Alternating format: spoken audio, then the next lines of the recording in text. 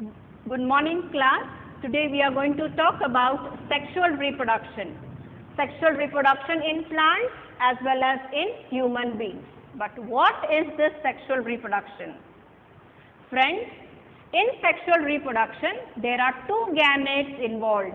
The male and the female gametes unite together to form an offspring. That offspring may have slight variations because there is a recombination of the DNA, and because of which the offspring may not look exactly like the parents. It may either look like the father or like the mother. So now in detail we are going to learn about sexual reproduction in plants. Now in plants we very well know the flower is the organ of sexual reproduction. So in detail, first of all we will understand the structure of the flower. Here you can see a hibiscus flower, and there are different varules which are being present. We will start from the lowermost varule, that is called as the calyx. This green shaped color is called as the calyx, which is the outermost varule. It protects the flower in the bud condition. The individual of the calyx is called as sepal. The next varule is called as the corolla. Can you see these purple petals? All these purple petals together is called the corolla. And then the third varule is called the gynoecium. Now this gynoecium is of three types. It is divided into three types rather: the stigma, the style and the ovary. I repeat, the third varule of the flower is the gynoecium, and this gynoecium is made up of many carpels, and one single carpel is made up of stigma, style and ovary. Now this gynoecium is then called as the female reproductive part of the plant, and it is the third varule of the flower. The fourth varule of the flower is the androecium. Can you see this anther lobe and the filament? This anthers and the filament together is called as the stamen, and many stamens together is called the androecium. Now androecium is the male reproductive part of the flower. Now in this hibiscus flower I am going to show you some of the parts of the varules. You can see this outermost covering. This is called as the calyx. Now individually if I break off one of the part of the calyx, it will be called as the sepal. Can you see here? Now this is the outermost varule which is called as the calyx. It is the protective varule. Then the next one is the corolla. So here are the individual of the corolla which is called as the petals. So many petals together are called the corolla. Now the next reproductive organ is, here you can see androecium and gynoecium. As I had explained, androecium is made up of an anther lobe in which the pollen grains are being stored in this, and this is called as the anther lobe, which is joined by the filament. Many stamens together are called as the androecium. Now androecium, as I said, is the male reproductive part of the flower. Now the female reproductive part of the flower is gynoecium. Individually gynoecium is called as the carpel. This carpel is made up of stigma, which is a sticky portion over here, the style and the ovary. I repeat, a carpel is made up of stigma, style and the ovary. Many carpels together is called as the gynoecium. So the female reproductive part of the flower is the gynoecium. Now totally we will see all the four varules of the flower. as I said, calyx is the outermost varule which protects the flowers in the bud condition. Corolla, the main function of corolla is to attract insects. Insects are being attracted for the process of pollination. Then I said, in androecium, many stamens together are called as androecium and many carpels together is called as the gynoecium. Now we proceed with the exact method of sexual reproduction in flower.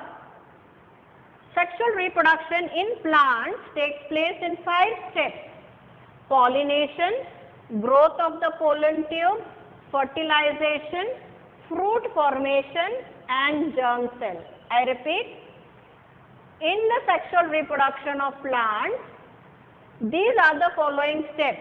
First is the pollination, second is the growth of the pollen tube, third is fertilization, fruit formation and germination. We step to the very first step. Now here you can see there are 2 flowers with all the varules present, and the anther lobes after maturing have released large amount of pollen grains. We very well know that these are being transferred to the another flower, maybe by the insect. These pollen grains get stuck to the parts of the insect, and these insects unknowingly go and sit on the stigma of the another flower. So what are these insects doing? These insects are transferring pollen grains from one flower to another flower. This can happen also with the help of wind. So this process of transferring pollen grains from one flower to another flower is called as pollination. Once the pollen grains are being deposited on the stigma, what is the next step then? As the pollen grains fall on the stigma, they germinate and elongate to produce a pollen tube. From this pollen tube, 2 nuclei, 2 gametes are being released. One gamete fuses with the egg and forms a zygote. The second gamete unites with 2 polar nuclei. Now since 2 nuclei are participating, there is called as double fertilization. Now in the last step, in seed germination, the ovules develop into seed and the ovaries into fruits. Once the fruit breaks open, the seeds fall on the ground and they start germinating in these following processes. Now we proceed to the sexual reproduction in human beings. To understand the sexual reproduction in human beings, first and foremost we have to learn about the different parts in the male reproductive system and in the female reproductive system. So first we will go on to different parts which are in the male reproductive system and how the process of sperm formation takes place. We will understand that. Now here you can see a picture of the human male reproductive system. Here you have got a singular penis. Besides it you have got a pair of testes which is present in the spongium. In the abdominal cavity you have got this tube-like structure which is called as the vasa deferens. You have got the Cowper's gland which is in pairs, the prostate gland, you have got the ejaculatory duct, and then this bulb-like structure is the urinary bladder. You have got the ureter, the seminal vesicles, which are all the parts of the male reproductive system. Now we will see how actually the sperm formation takes place. Testes contain numerous seminiferous tubules. Germinal epithelium present in the tubules divide by meiosis to produce sperms. Those sperms are sent forward through various tubules. As the sperms are pushed forward from one duct to another duct, they become mature and are able to fertilize the ovum. Seminal vesicle secretes their secretions into the ejaculatory duct, whereas the prostate gland and the Cowper's gland secrete their secretion in the urinogenital duct. Semens are being formed of sperms and of all secretions. Semen is then ejaculated through the penis. Now we will proceed with the female reproductive system. First we will understand the different parts in the female reproductive system. Here you can see the female reproductive system is made up of a pair of ovaries on either side. You can see this tube which is joining the ovaries is called as the oviduct or the fallopian tube. Here this centrally placed portion, a sac-like structure, it is called the uterus or the womb where the fetus is being developing. These are the muscles. This is the crevice and this opening is called the vagina. Now we will look into the detailed process of how ovum is being produced. Generally, every month an ovum is released in the abdominal cavity alternating from each ovary. Free end of the oviduct is like a funnel. An opening is present at the center of it. Oocytes enter the oviduct through that opening. Cilia are placed on the inner surface of the oviduct. These cilia push the oocytes towards the uterus. Now the next step in sexual reproduction is gamete formation. Both gametes, that is the sperm and the ovum, are formed by meiosis. Sperm produced in the testes of men from the beginning of the maturation till death. However, in case of women, at the time of birth, there are 2 to 4 million immature oocytes in the ovaries of the fetus. An oocyte matures and is released from the ovary every month from the beginning of maturity up to the age of menopause. Menopause is the stoppage of the functioning of the female reproductive system. At the age of 45 to 50, secretion of the hormone controls the functioning of the female reproductive system and stops becoming irregular. This is called as menopause. The next step we go in is for fertilization.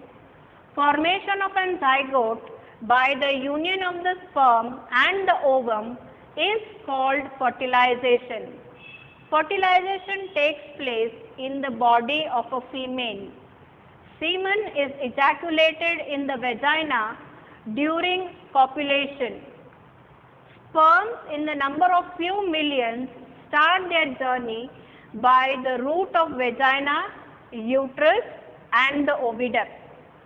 One of these few million sperms fertilize in the ovum present in the oviduct and the zygote is being formed. The very next step is the development and the birth of the fetus. Here you can see different stages of the embryo which has been growing into a fetus, then the different body organs are being developed after the completion of 40 weeks. The zygote formed after the fertilization in the oviduct undergoes repeated mitotic division and the embryo is formed. Then it is pushed towards the uterus. Once it reaches the uterus, it implants and further development occurs after implantation. An organ called as placenta is formed for the supply of food material during the growth in the uterus. Embryonic development is completed approximately within 9 months after fertilization. Now, we will try and understand what is menstrual cycle. Now, in this menstrual cycle, we have got the following phases. The first one is the growing follicles, ovulation, corpus luteolum and corpus albicans. Now step by step we will learn about how this menstrual cycle occurs. The female reproductive system occurs or undergoes some changes at puberty, and those changes repeat at the interval of 28 to 30 days. These repeated changes are called as menstrual cycle. Menstrual cycle is a natural process controlled by 4 hormones. Remember, those 4 hormones are follicle stimulating hormone, which is FSH. The second one is luteinizing hormone, that is LH. Third one is estrogen, and the fourth one is progesterone. One of the several follicles in the ovary starts to develop along with the oocyte present in it. Under the effect of follicle stimulating hormones, this developing follicles secrete estrogen. Endometrium of the uterus starts developing under the effect of estrogen. Meanwhile, developing follicles complete its development.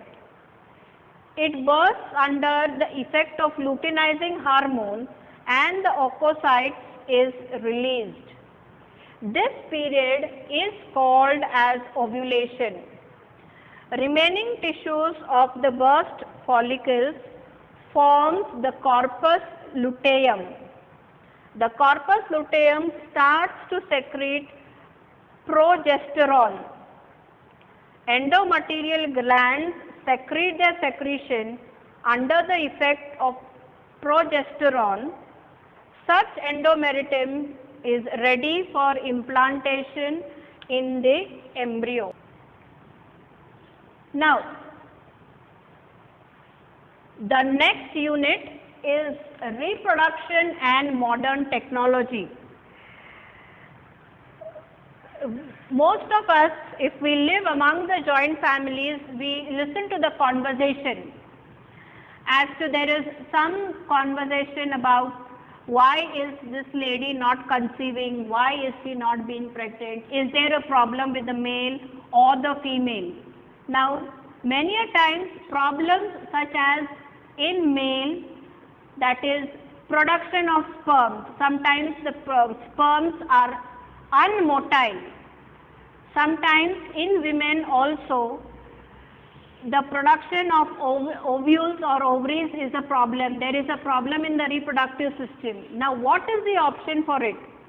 The technology is so advanced that they have different technologies to sort out these problems and to make the couple more happy regarding a family life. Now here are a few methods of modern technology which can be used. The first one is IVF, the second one is surrogacy, and the third one is sperm bank. In this technique, fertilization is brought about in the test tube and the ovary is formed in the implanted in the uterus of the mother at the appropriate time. IVF also means in vitro fertilization. This technique is used for having a child in case of those childless couples who have problems like less sperm count, obstacle in the oviduct, etc. The next method is surrogacy. Some of the women have problem in implantation of the embryo in the uterus. Such women can take the help of modern remedial techniques called as surrogacy. In this technique, the oocyte is collected from the ovary of the woman and having problem in implanting the uterus. This oocyte is fertilized in the test tube with the help of the sperm collected from the husband. The embryo formed from such fertilization is implanted in the uterus of some other woman having normal uterus. Such a woman whose uterus is healthy is being called as the surrogate mother. The third option in modern technology is sperm bank or semen bank. There are various possible problems in production of sperms in case of men. So as to have children, in case of such couples, a new conception of sperm has been introduced.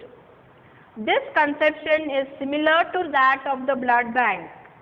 Semen ejaculated by the desired men is collected after their thorough physical and mental checkup and stored in the sperm bank. As per the wish of the needful couple, oocyte of the women of concerned couple is fertilized by IVF technique using the semen from the sperm bank. Resulting embryo is implanted in the uterus of the same woman. The name of the semen donor is strictly kept secret as per the law. Now, what do you mean by reproductive health? We very well know that every human being intends to produce an offspring like themselves or similar to themselves. But to produce an offspring like their own self, health is very important. That means the energy level, the immunity power, all this has to be taken into consideration. A nutritious diet. Many of times it so happens that in the lower classes the people are malnutrited. So if you have to go for this process of reproduction, you have to have a very well balanced diet, maintain the hygienic condition. For example, the cleanliness of the body organs have to be done regularly, proper sleep, proper diet has to be taken place to maintain a proper health for the process of reproduction. So with this, we wind up this chapter, Life Processes of Living Organisms, chapter 3.